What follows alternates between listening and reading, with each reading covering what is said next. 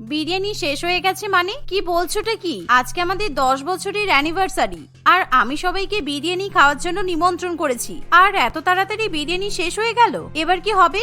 আমার স্টার বন্ধু বান্ধবীরা যদি বিরিয়ানি খেতে না পাই তাহলে তো আমার অপমান হয়ে যাবে।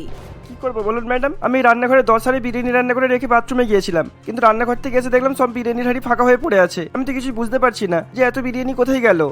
এরকম হয় নাকি? তুমি ইয়ার্কি মারার জায়গা পাও না? আমার মনে হয় তুমি সব বিরিয়ানি রান্না করতে গিয়ে নষ্ট করে ফেলেছো, তাই তুমি এখন মিথ্যা কথা বলছো। তুমি যে করে হোক আবার বিরিয়ানি রান্না করে দাও। ম্যাডাম, আপনার সমস্ত গেস্টরা তো চলে এসেছে আর অনুষ্ঠান তো শুরু হয়ে গেছে, তাই এখন এভাবে অত বিরিয়ানি রান্না কিভাবে সম্ভব? আপনাকে আমায় টাকা দিতে হবে না, আপনি বরং সবাইকে অনলাইন থেকে বিরিয়ানি অর্ডার করে এনে খাইয়ে দিন। স্বপনের কথা শুনে রাত্রি খুবই রেগে যায়, কারণ সে আজকে সবাইকে চিকেন বিরিয়ানি এবং মাটন বিরিয়ানি খাওয়ানোর ব্যবস্থা করে, কারণ আজকে তার বাড়িতে অনেক বড় অনুষ্ঠান, আর ইতিমধ্যে বাড়িতে সমস্ত অতিথিরা চলে আসে। আর এমনিতেই যখনই রাত্রির বাড়িতে কোনো অনুষ্ঠান হয় তখন সে সবাইকেই বিরিয়ানি খাওয়ায়, আর প্রত্যেকবার এরকম নিমন্ত্রণ অনুষ্ঠানে স্বপন বিরিয়ানি রান্না করে। স্বপনের রান্না করা বিরিয়ানির স্বাদ এতই ভালো যে বিরিয়ানি খাওয়ার লোভে পড়ে আত্মীয় স্বজন কিংবা বন্ধু বান্ধব রাত্রির নিমন্ত্রণ মিস করতে চায় না। কিন্তু আজকে এক দুর্ঘটনা ঘটে যায়। সেই অনুষ্ঠান শুরু হওয়ার আগেই সমস্ত বিরিয়ানি শেষ হয়ে যায়। এখন মনে হচ্ছে রান্নাঘরের বাইরে সিসিটিভি ক্যামেরা লাগালেই ভালো হতো। এবার আমি কি করব? সবাই বিরিয়ানি খাবে বলে টেবিলে বসে পড়েছে, আর এখন যদি আমি বিরিয়ানি পরিবেশন করতে না পারি তাহলে আমার লজ্জায় মুখ দেখানোর জায়গা থাকবে না। এভাবে রাত্রি ভীষণই দুশ্চিন্তা করতে থাকে, কিন্তু সে কোথাও বিরিয়ানির হদিশ পায় না। আজ থেকে প্রায় কিছুদিন আগে যখন রাত্রি এবং বিকাশের 10 বছরের বিবাহবার্ষিকীর অনুষ্ঠান এগিয়ে আসে তখন, বৌমা, আমাদের বাড়িতে যখনই তুমি কাউকে নিমন্ত্রণ করো তখনই তুমি তাকে বিরিয়ানি খাওয়াও। এবার একটু অন্য ধরনের খাবার দাবারের ব্যবস্থা করলে হয় না? না না মা, আপনি তো ভালো করেই জানেন যে স্বপনদা সব থেকে ভালো বিরিয়ানি রান্না করতে পারি, আর আমাদের যখন বিবাহ বার্ষিকীর অনুষ্ঠান হবে তখন সবাইকে আমি চিকেন বিরিয়ানি আর মাটন বিরিয়ানি খাওয়াবো। বিরিয়ানি ছাড়া আমার নিমন্ত্রণের অনুষ্ঠান সম্পূর্ণ হয় না। ঠিক আছে, তোমার যেটা ভালো মনে হয় তুমি সেটাই করো। এই বলে সরলা দেবী সেখান থেকে চলে যায়। আর সেদিন সন্ধ্যাবেলা রাত্রি এবং বিকাশ দুজনেই স্বপনের অফিসে যায় বিরিয়ানির অর্ডার দিতে। দেখুন ম্যাডাম, এখন জিনিসপত্রের দাম যা বেড়েছে, সুতরাং আমি হাড়ি পিছু কিন্তু বিরিয়ানির রেট বাড়িয়ে দিয়েছি, কেননা এখন মাটন, চিকেন, বাসমতি চাল আর বিরিয়ানির মশলার দাম যা বেড়েছে তাই আমি অনেক দাম বাড়িয়ে দিয়েছি। হ্যাঁ, তুমি টাকা নিয়ে চিন্তা করো না, যত টাকার প্রয়োজন হয় তত টাকাই দেব, কিন্তু আমাদের বিবাহ বার্ষিকীতে যেন বিরিয়ানিটাই A1 খেতে হয়, না হলে বিরিয়ানি খাওয়ার আনন্দই থাকবে না।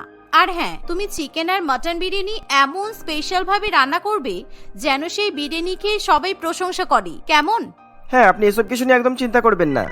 স্বপনের কথা শুনে রাত্রি এবং বিকাশ খুবই খুশি হয়ে বাড়িতে ফিরে আসে, কিন্তু বাড়িতে ফিরে এসে রাত্রি সেদিন রাতের খাবারের জন্য কিছু রান্না বান্না করতে চায় না, তাই সে তখনই বিকাশকে অনলাইনে বিরিয়ানি অর্ডার করতে বলে। আর যখন তারা বিরিয়ানি খেতে বসে তখন, ইস, এই মাটন বিরিয়ানিটা খেতে মোটেই ভালো নয়। তুমি তো ভালো করেই জানো আমি বিরিয়ানির ব্যাপারে কতটা খুঁতখুঁতে, তাই বিরিয়ানি যদি খেতে ভালো না হয় আমার সেই বিরিয়ানি খেতে ইচ্ছাই করে না। এরকম করে কেন বলছো? আমি শহরের সব থেকে বড় রেস্টুরেন্ট থেকে বিরিয়ানি আনিয়েছি, আর ওদের রেটিং অনেক ভালো আছে, কিন্তু তোমার এই বিরিয়ানি পছন্দ হচ্ছে না। রাত্রি যেহেতু বিরিয়ানির স্বাদের ব্যাপারে ভীষণই খুঁতখুঁতে, তাই তার অল্পতেই নাক উঁচু হয়ে যায়। আর বিরিয়ানি হলো সুন্দর সুগন্ধের সঙ্গে সরু চাল, মাংস এবং বিরিয়ানির দম সবকিছুর ভালো এবং উপযুক্ত সংমিশ্রণ। আর সেই উপযুক্ত সংমিশ্রণ যদি রাত্রি খেয়ে বুঝতে না পারি তাহলে সেই বিরিয়ানি রাত্রি মোটেই পছন্দ করতে পারে না।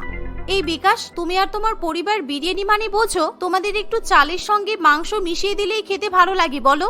আমাকে বিরিয়ানি সম্বন্ধে কিছু বলতে আসবে না। আমি ছোটবেলা থেকে প্রত্যেক দিন বিরিয়ানি খেয়ে বড় হয়েছি, আর যখনই আমাদের বাড়িতে অনুষ্ঠান হয়েছে তখনই আমি সবাইকে নিমন্ত্রণ করে বিরিয়ানি খাইয়েছি, তাই বিরিয়ানিকে আমি সব থেকে ভালো চিনি। এই কথা বলে রাত্রি তার স্বামীকে চুপ করিয়ে দেয়। আর দেখতে দেখতে এভাবেই কিছুদিন কাটে। আর এবার রাত্রি তাদের অ্যানিভার্সারিতে সবাইকে নিমন্ত্রণ করার জন্য বিভিন্ন রকম কার্ড ছাপিয়ে ফেলে। আর এরকম অভিনব কার্ড দেখে বিকাশ একেবারে অবাক হয়ে যায়, কারণ কার্ডের মধ্যে তাদের ছবি না দিয়ে বিরিয়ানির ছবি দেওয়া থাকে। এই দেখো বিকাশ, এবার আমি সবাইকে নিমন্ত্রণ করার জন্য এই কার্ডগুলো ব্যবহার করব। কি সুন্দর ডিজাইনটা হয়েছে বলো? পুরো কার্ডের মধ্যে বিরিয়ানি নিয়ে বর্ণনা লেখা আছে, আর আমি নিমন্ত্রণ করে যে সবাইকে বিরিয়ানি খাওয়াবো সেটাও আমি লিখে দিয়েছি। তুমি কি পাগল হয়ে গেছো নাকি? নিমন্ত্রণ করার কার্ডে কেউ বিরিয়ানি ছবি ছাপাই? এটা তো আমাদের বিবাহ বার্ষিকীর কার্ড। এখানে তো আমাদের সম্বন্ধে তো কোনো কিছু লেখা নেই, শুধু কি বিরিয়ানি খাওয়ানো হবে, কখন খাওয়ানো হবে আর কে রান্না করবে এইসব তো লেখা আছে। হ্যাঁ, তাতে কি হয়েছে? এটা যতই আমাদের বিবাহ বার্ষিকী হোক না কেন, নিমন্ত্রণটা তো আমি করব বিরিয়ানি খাওয়ার জন্য, তাই আমি বিরিয়ানির ব্যাপারে লিখেছি। রাত্রি এই কথা বললে বিকাশ একেবারে অবাক হয়ে যায়। আর কিছুক্ষণের মধ্যে দুজনে মিলে গাড়ি করে বিবাহ বার্ষিকীর নিমন্ত্রণ করার জন্য বেরিয়ে পড়ে। আর রাত্রি সকল আত্মীয় স্বজন এবং বন্ধু বান্ধব এরকম বিরিয়ানি খাওয়ার অভিনব নিমন্ত্রণ পেয়ে মনে মনে ভীষণই হাসাহাসি করতে শুরু করে, কারণ তারা এরকম কার্ড আগে কখনো দেখেনি। সত্যি রাত্রি, এরকম নিমন্ত্রণ দেখে আমরা একেবারে অবাক হয়ে যাচ্ছি, কারণ লোকে নিমন্ত্রণ করার কার্ডে সোনা কিংবা হীরা বসিয়ে দেয়, আর তোরা বিরিয়ানি বসিয়ে দিয়েছিস। দেখ, আমাদের কাছে অনেক টাকা আছে, সুতরাং কার্ডের মধ্যে এরকম হীরা কিংবা সোনা বসানো আমাদের কাছে কোনো ব্যাপার ছিল না, কিন্তু ব্যাপারটা আমি একটু ইউনিক করতে চাইছিলাম, তাই আমি আমার পছন্দের বিরিয়ানির ছবি কার্ডে ছাপিয়েছি। হ্যাঁ বুঝলাম, কিন্তু বিরিয়ানির প্রতি এতটা আসক্তি কি ভালো? আমি মানছি তুই তোর বিবাহ বার্ষিকীতে আমাদের বিরিয়ানি করে খাওয়াবি, কিন্তু আগে থেকে জানিয়ে দেওয়ার মতো এটা কোনো বড় ব্যাপার নয়, কারণ এখন তো কম বেশি সবাই অনুষ্ঠানে বিরিয়ানি খাওয়ায়। ও তাই নাকি? কিন্তু আমার যতটা মনে আছে, তুই তোর আর কমলদার বিবাহ বার্ষিকীতে সাধারণ মাছের মাথা দিয়ে ডাল ভাত আর পাবদা মাছের ঝোল খাইয়েছিলিস, তাই আর কি। রাত্রে এই কথা বলা মাত্র ছবি ভীষণই রেগে যায়, আর সেই সময় ছবি কোনো উত্তর দিতে পারে না। এভাবেই দেখতে দেখতে কিছুদিন কাটে, আর স্বপন প্রত্যেকদিন বিভিন্ন রকমের বিরিয়ানি বানিয়ে রাত্রিকে টেস্ট করাতে শুরু করে, কারণ রাত্রি যে বিরিয়ানি ফাইনাল করবে সেই বিরিয়ানি অনুষ্ঠানের দিন রান্না করা হবে। আর এমনই একদিন স্বপন খুব সুন্দর করে বিরিয়ানি বানিয়ে নিয়ে আসে। হ্যাঁ স্বপনদা, এই বিরিয়ানিটা খেতে ভীষণ ভালো হয়েছে, সবকিছু একেবারে ব্যালেন্সে আছে। অনুষ্ঠানের দিন সবার জন্য এরকম চিকেন আর মাটন বিরিয়ানি রান্না করবে, আর মনে রেখো 10 হাঁড়ি বিরিয়ানি বানানো হবে, কারণ সবাই বিরিয়ানি খাবে আর প্যাকিং করেও নিয়ে যাবে। এভাবেই দেখতে দেখতে ক্যালেন্ডারের পাতায় আরো কিছুদিন কাটে, আর অনুষ্ঠানের দিন ধীরে ধীরে এগিয়ে আসতে শুরু করে, কিন্তু রাত্রির শাড়ি গহনা কোনো কিছু কেনাকাটার দিকে মন থাকে না, কারণ তার শুধুমাত্র নিমন্ত্রণ করে সবাইকে বিরিয়ানি খাওয়ানোর দিকে নজর থাকে। এভাবেই দেখতে দেখতে কিছুদিন কাটে, আর রাত্রি এবং বিকাশ ঠিক তাদের বিবাহ বার্ষিকীর আগের দিনই এক বাড়িতে নিমন্ত্রণ খেতে যায়। কি ব্যাপার রাত্রি, এত ভালো ভালো আইটেম হয়েছে তবুও তুমি চুপ করে বসে আছো কেন? Fish fry, mutton, fried rice কিছুই তো খাচ্ছ না। দেখ, আমার তোমার সঙ্গে নিমন্ত্রণ বাড়িতে আসাই উচিত হয়নি, কারণ এখানে যদি জানতাম বিরিয়ানি হবে না তাহলে আমি আসতামই না, বাড়িতে বসেই থাকতাম। আর তুমি তো ভালো করেই জানো যেরকম নিমন্ত্রণ বাড়িতে এসে আমার বিরিয়ানি না খেলে ভালো লাগে না। আরে বাবা, এই তো দুদিন পরেই আমাদের বিবাহ বার্ষিকী, আর তখন তুমি মনের আনন্দে বিরিয়ানি খেও আর সবাইকে বিরিয়ানি খাইও, কিন্তু এখন সবাই তোমার থালার দিকে তাকিয়ে আছে। প্লিজ এরকম করো না, কিছু অন্তত খেয়ে নাও। রাত্রি কিছুতেই তার বরের কথা শুনতে চায় না, তাই সে শুধুমাত্র স্যালাড খেয়ে বাড়িতে ফিরে আসে। আর এভাবেই সেই দিনটা কাটে, আর পরের দিন তাদের বিবাহ বার্ষিকীর অনুষ্ঠান চলে আসে। সেদিন নিমন্ত্রণ বাড়িতে সকাল বেলা থেকেই স্বপন বিরিয়ানি রান্না করা শুরু করে দেয়, আর সারা বাড়ি একেবারে বিরিয়ানির গন্ধে ভরে ওঠে। আর সেদিন সন্ধ্যাবেলা রাত্রি বেশ মনের খুশিতে সুন্দর করে তৈরি হয়, আর একে একে রাত্রির সমস্ত আত্মীয় স্বজন এবং বন্ধু বান্ধব বাড়িতে আসতে শুরু করে। আমি কিন্তু সবার জন্য মাটন বিরিয়ানি, চিকেন বিরিয়ানির ব্যবস্থা করেছি, তাই তোমরা কিন্তু কেউ না খেয়ে যাবে না, কেমন? আর তোমরা যে আজকে আমাদের বাড়িতে এসেছো আমি অত্যন্ত খুশি হয়েছি। এই বলে রাত্রি এবং বিকাশ একটা বড় অ্যানিভার্সারি কেক কাটে। আর যখন সবার খাওয়া দাওয়ার সময় হয়ে আসে, তখন রাত্রি রান্নাঘরে গিয়ে দেখে যে 10 হাঁড়ি বিরিয়ানি একেবারে উধাও। আর রাত্রি যখন বিকাশকে ডেকে এই ঘটনা জানায়, তখন বিকাশও একেবারে আকাশ থেকে পড়ে।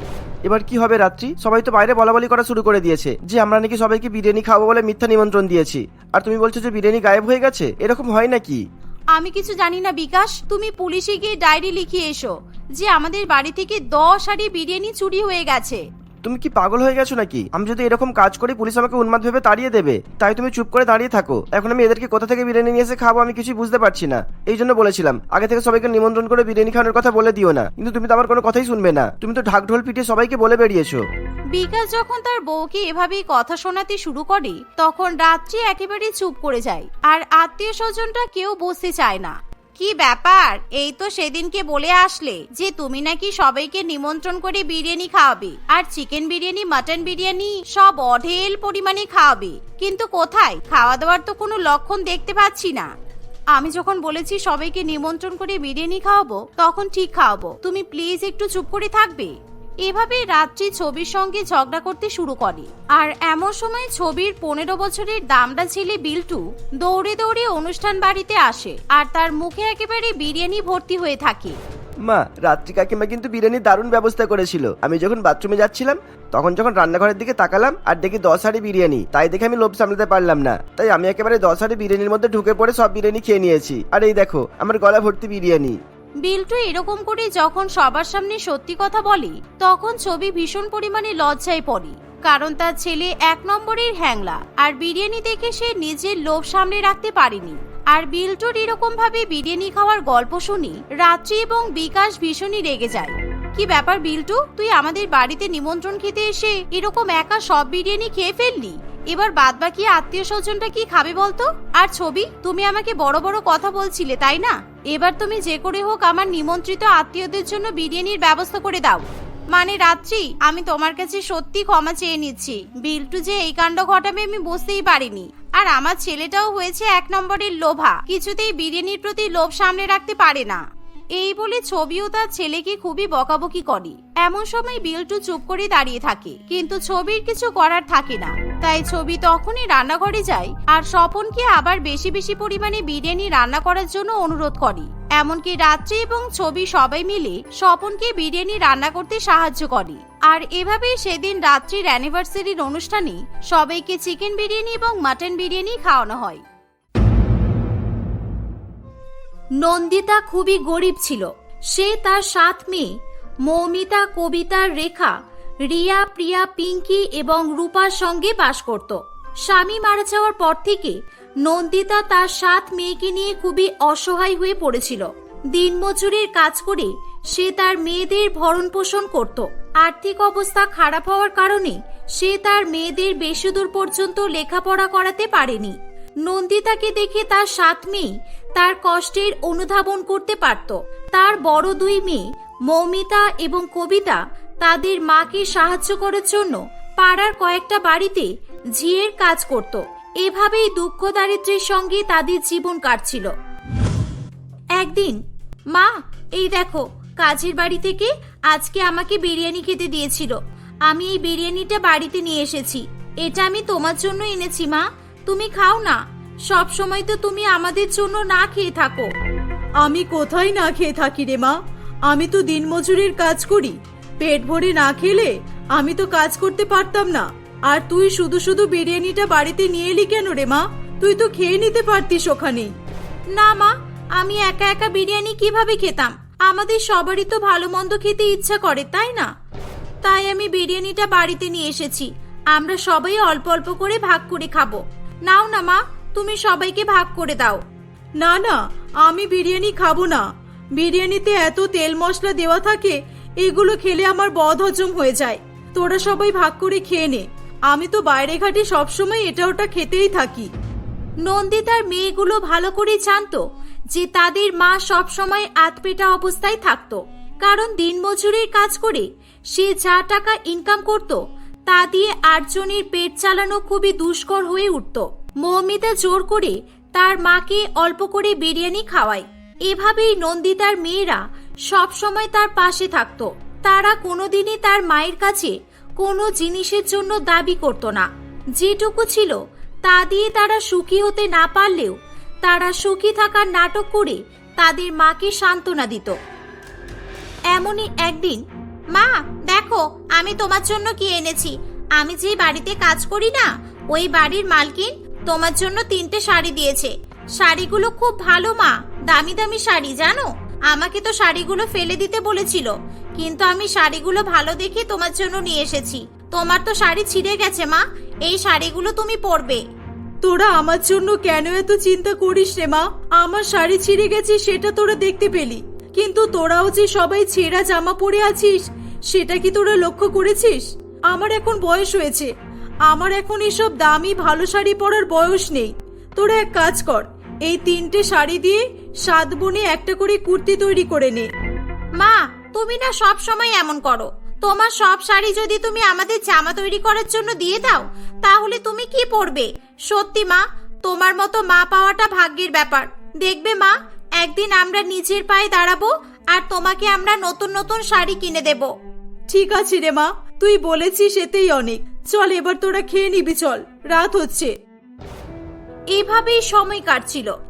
একদিন নন্দিতা কাজ থেকে বাড়ি ফিরে এসে দেখে তার 7 মেয়ে উঠানে বসে নিজেদের মধ্যে হাসি ঠাট্টা করছে। 7 মেয়েকে একসঙ্গে হাসি মজা করতে দেখে নন্দিতা মনে মনে ভাবে, হে উপরওয়ালা, আমার সেই ছোট্ট ছোট্ট পুতুলের মতো মেয়েগুলো কত বড় হয়ে গেছে। মৌমিতা, কবিতা আর রেখার তো বিয়ের বয়স হয়ে গেছে। রিয়া আর প্রিয়াও জোয়ান হচ্ছে। পিঙ্কি আর রূপা দেখতে দেখতে ওদের মাথায় মাথায় হয়ে যাবে। জানি না আমি আমার 7 মেয়ের বিয়ে কিভাবে দেব। হে উপরওয়ালা, তুমি আমার সঙ্গে থেকো। মেয়েগুলোকে বেশি দূর পর্যন্ত পড়াশোনা করাতে পারিনি, আর এই গরিবের ঘরে কিভাবে যে 7টা মেয়ের বিয়ে হবে। ওই তো মা চলে এসেছে। মা, তুমি দাঁড়িয়ে দাঁড়িয়ে কি ভাবছো? এসো, রান্না হয়ে গেছে, আমরা তোমার জন্য অপেক্ষা করছিলাম। আজকে আমি তোমার পছন্দের ডাল ভাত আলু ছানা রান্না করেছি। নন্দিতা তার মেয়েদের সঙ্গে একসাথে খাওয়া দাওয়া করে ঘুমিয়ে পড়ে। পরের দিন সকালবেলা নন্দিতা বাজারে যাবে বলে বাড়ি থেকে বের হচ্ছিল। ঠিক সেই সময় তার মেয়েরা তার সঙ্গে বাজারে যাবে বলে বায়না করে।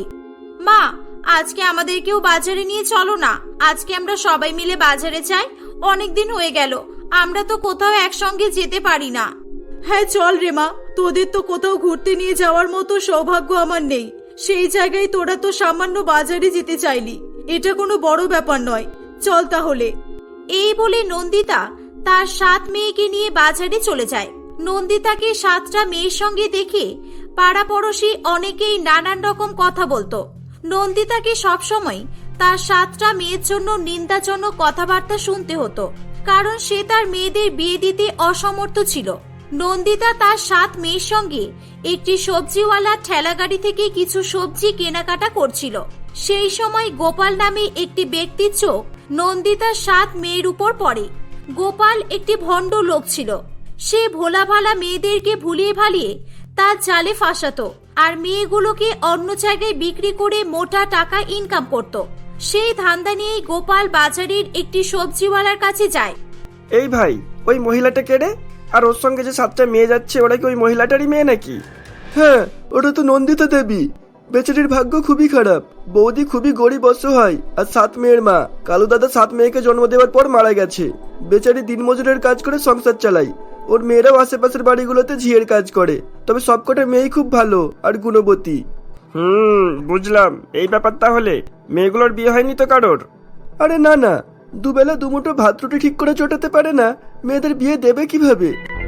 আচ্ছা ঠিক আছে, ইনফরমেশন দেওয়ার জন্য ধন্যবাদ ভাই। এভাবে গোপাল নন্দিতা এবং তার মেয়েদের সম্পর্কে তথ্য আহরণ করে সেখান থেকে চলে যায়। গোপাল মনে মনে নন্দিতার 7 মেয়েকে তার জালে ফাঁসানোর জন্য বড়সড় ধরনের একটা ষড়যন্ত্র করার চেষ্টা করে। খুব বুঝে কাজ করতে হবে। একটা দুটো মেয়ের ব্যাপার নয়, 7টা মেয়ের ব্যাপার। 7টা মেয়েকে যদি একই সঙ্গে আমার জালে ফাঁসাতে পারি, তাহলে তো আমাকে বড় লোক হতে আর কেউ আটকাতে পারবে না। মালগুলোকে দেখতেও সুন্দর আছে, অনেক টাকা পাবো আমি। কিছুদিনের মধ্যেই গোপাল নন্দিতার বাড়িতে আসে। বাড়িতে কেউ আছেন নাকি? এই তো কাকিমা, আমি আপনাকেই খুঁজছিলাম। কে তুমি বাবা? তোমাকে তো ঠিক চিনতে পারলাম না। আমার নাম গোপাল, আমি এখানে আপনাকে সাহায্য করতে এসেছি। আমাকে সাহায্য করতে এসেছো? কি সাহায্য করবে তুমি? কাকিমা, আমি আপনাদের পরিবারের সম্পর্কে সব জানি। আপনার স্বামী নেই। স্বামী মারা যাওয়ার পর থেকে আপনি আপনার মেয়েদের সঙ্গে খুবই অসহায়ভাবে দিন কাটাচ্ছেন। আর আমি এটাও জানি যে আপনি আপনার মেয়েদের নিয়ে খুবই চিন্তায় থাকেন। আরে, তুমি তো দেখছি সবই জানো, কিন্তু তুমি আমার কি সাহায্য করবে সেটা তো আগে বলো। হ্যাঁ হ্যাঁ কাকিমা, নিশ্চয়ই বলবো। আসলে আমি পরিবার নামে একটা সংস্থার সঙ্গে যুক্ত আছি। ওই সংস্থা থেকে আপনার মতো গরিব বিধবা মায়েদের সাহায্য করা হয়। ওইসব মায়েরা তাদের মেয়েদের টাকার অভাবে বিয়ে দিতে পারে না। আমাদের সংস্থা গরিব মেয়েদের বিয়ে দেওয়ার জন্য অর্থ সাহায্য করে থাকে। এভাবেই গোপাল ভালো ভালো কথা বলে সাদাসিধে নন্দিতাকে তার কথার জালে ফাঁসিয়ে ফেলে। নন্দিতা তার 7 মেয়ের সঙ্গে গোপালের পরিচয় করিয়ে দেয়। কিছুক্ষণ সেখানে থাকার পর গোপাল সেখান থেকে চলে যায়। গোপাল চলে যাওয়ার পর নন্দিতার 4র্থ মেয়ে রিয়া বলে, মা, তোমার মনে হচ্ছে না ওই লোকটার ওপর বিশ্বাস করা আমাদের ঠিক হচ্ছে না? লোকটাকে তো আমরা ঠিকভাবে চিনি না, তাই না? হ্যাঁ মা, দিদি ঠিক বলছে। কি জানি ওই লোকটা কোথা থেকে এসেছে আর কি বা উদ্দেশ্য নিয়ে এসেছে। লোকটার কথাবার্তা শুনে তো ভালো মানুষ বলে মনে হলো, আর তাছাড়া এতগুলো বছরে আমাদের কেউ সাহায্য করার জন্য এগিয়ে আসেনি।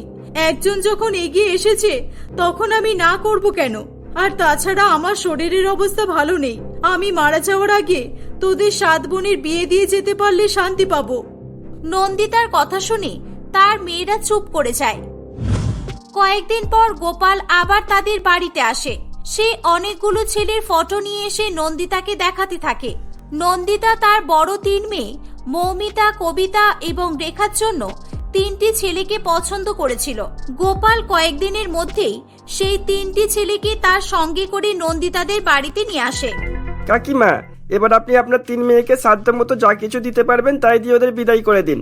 আমি আপনার 3 মেয়েকে আমার সঙ্গে আমাদের সংস্থায় নিয়ে যাব। ওখানে কিছু ফর্মালিটিস আছে, সেগুলো পূরণ করতে হবে। আমাদের সংস্থা থেকে কালকে ওদের 3 জনের জন্য ধুমধাম করে বিয়েও দেওয়া হবে। আমি আপনাকে কিছু টাকা দিয়ে যাচ্ছি আর আমাদের সংস্থার অ্যাড্রেস দিচ্ছি। আপনি কালকে কিন্তু খুব সকাল সকাল পৌঁছে যাবেন, কেমন? হ্যাঁ হ্যাঁ বাবা, ঠিক আছে। তোমার মতো ভালো মানুষ এই দুনিয়ায় আর একটাও নেই। আমি ভাবতেই পারছি না আমার 7 মেয়ের মধ্যে 3 মেয়ের বিয়ে হতে চলেছে। না না কাকিমা, এটা তো আমার কর্তব্য। আচ্ছা, এবার আমরা তাহলে আসি। এই চলো, তোমরা সবাই আমার সাথে চলো। এই বলে গোপাল নন্দিতার 3 মেয়েকে নিয়ে সেখান থেকে চলে যাচ্ছিল। ঠিক সেই সময় রিয়া এবং প্রিয়া কয়েকটা পুলিশকে নিয়ে সেখানে উপস্থিত হয়। পুলিশগুলোকে দেখে গোপাল খুব ভয় পেয়ে যায় এবং সে সেখান থেকে পালিয়ে যাওয়ার চেষ্টা করে। পুলিশগুলো তাড়াতাড়ি করে গোপাল এবং তার সঙ্গীদের গ্রেপ্তার করে ফেলে। নন্দিতাকে পুলিশগুলো গোপালের ব্যাপারে সবকিছু ডিটেলসে খুলে বলে এবং সেখান থেকে গোপাল ও তার সঙ্গীদের নিয়ে চলে যায়। মা, আমাকে ক্ষমা করবে। আমার প্রথম দিন থেকে ওই লোকটার উপর খুব সন্দেহ হচ্ছিল, তাই আমি আর প্রিয়া দুজন মিলে ওই লোকটার খোঁজ খবর নিতে শুরু করেছিলাম। আর আজকেই আমরা জানতে পারি যে ওই লোকটা মেয়েদের বিক্রি করে টাকা ইনকাম করে। তাই আমরা তাড়াতাড়ি করে পুলিশকে ডেকে নিয়ে আসি। আমি বুঝতে পারিনি রে মা, আমাকে তোরা ক্ষমা কর।